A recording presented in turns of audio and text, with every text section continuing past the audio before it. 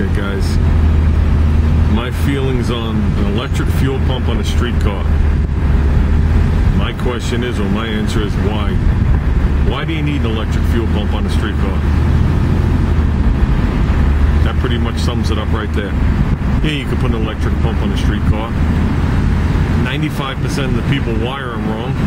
If you're driving down the road just like this and you get into an accident, okay, driving your classic car with your lap belt or no belts at all, and you hit your head and you become unconscious or dazed and you don't know what's going on, and that can happen to any of us at any time.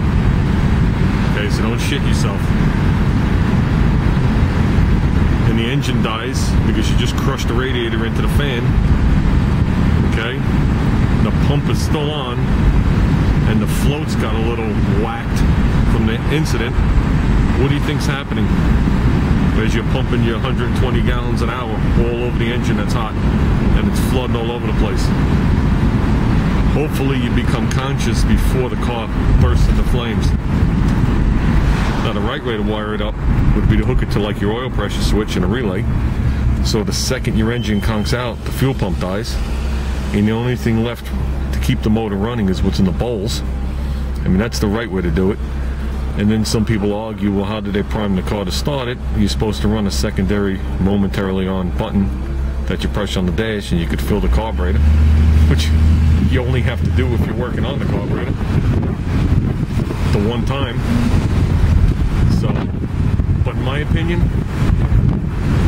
I would say 99% of the cars that are on the street do not require that much fuel flow that they need an electric pump. And you can debate me all you want. It's the truth. They make manual pumps that outflow electric pumps. And the second the car dies, you're done. The only thing that's remaining is when the diaphragm's still coming up, or if it's a piston type, it'll just stop right there. And then you're good. Then you just have to worry about all the other things that just happened. I was driving the wagon back years ago. Junior in the car. Junior was little. Cruised down the avenue. Got off the highway off ramp. Came to the stop sign at the end of the ramp, and the car just shut off. I go to crank it, and right away you know the car's flooded. Turned the key off, got out of the car, and called it good because I have a manual pump. A piece of the needle and seat, the little thing, actually flaked off and was flooding the car, and you didn't pick up on it as I was going down the highway at 50 miles an hour. But the second you came to a stop and the motor started to flood, you picked right up on it.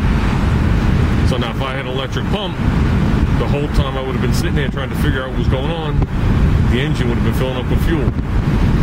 And anybody that has a tunnel ram, you're going to hydrolock whatever cylinders the valves are open on. And then the second you crank it, you'll hydrolock the ones that are next.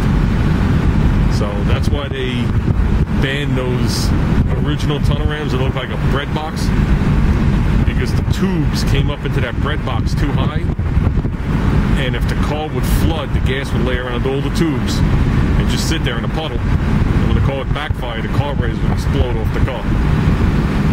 So then they came out with a provision where they put a plate in there, and any gas that went there would fall right down the tubes. But by that time it was too late. It was a bad design anyway.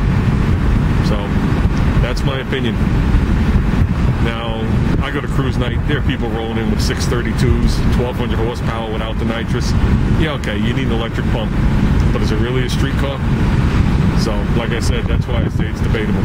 300 horsepower, 350, 400, 500, 600 horsepower, you don't need an electric pump. You're just asking to kill yourself.